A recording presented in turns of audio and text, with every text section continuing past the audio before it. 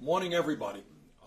Yesterday was a very important day forward in trying to end this horrific war in Yemen, and for the first time in 45 years, use the War Powers Act to actually end U.S. participation in a war. Never happened before. And yesterday we got 60 votes to proceed, which is 9 votes more than we needed, and that's a good thing. We picked up some good Republican support. And we also, with some 95 votes, were able to get what we call a germaneness amendment, which limits the scope of debate. So we're making some progress. Today what we have are a number of amendments that are going to be offered. 2 of them essentially will try to undermine everything that we are trying to do, and they're being offered by Senator Cotton, one of the more hawkish and conservative members of the Senate. But we are making progress in addressing an issue that I hope everybody understands is the great humanitarian crisis facing the world right now. And that is within this poor country of Yemen, as a result of the Saudi-led intervention in that war 3 years ago. We now have seen 85,000 children starve to death. And the United Nations tells us that millions more face imminent starvation. 10,000 cases of cholera are developing every week because the Saudis have destroyed the water infrastructure in Yemen, and it is impossible for many people to get clean drinking water. The economy is completely in shambles, and even if there would be food available, people don't have the money to buy that food. So what has been going on for years now is the United States has been working with the Saudis in this horrific war.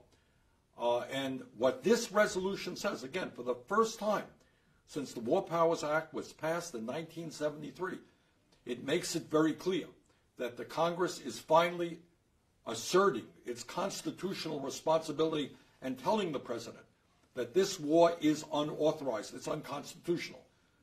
You know, all of us who remember civics in elementary school, it is the Congress that has the power to declare war, not the President of the United States.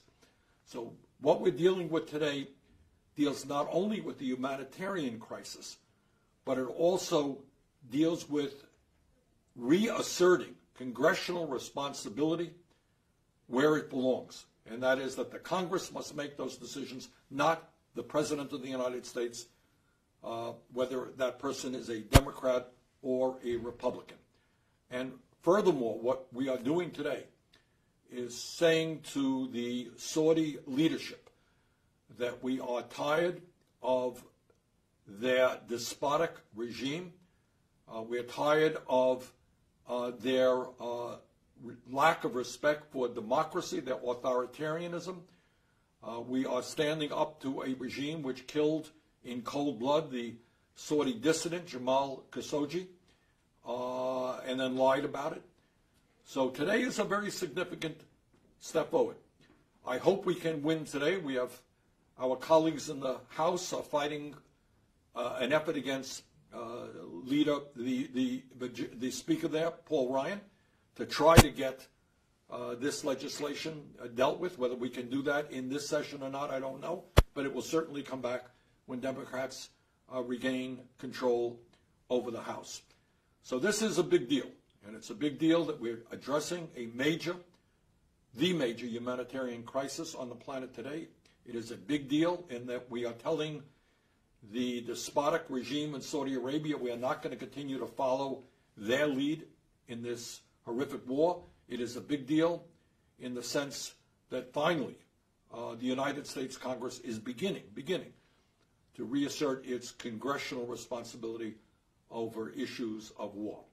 I hope very much that we can win this in the Senate this afternoon. I believe the vote is going to be, the amendments begin at about 1:45. We've got to defeat 2 very bad amendments. I hope we can win this. I hope then we can bring people together to build on what we've accomplished today, and that is to create a bipartisan foreign policy which is less militaristic, which begins to rethink the war on terror, which begins to rethink spending over $700 billion a year on the military. So this is a step forward, an important step forward for Yemen, an important step forward in bringing members of the Senate together to rethink aspects of foreign policy.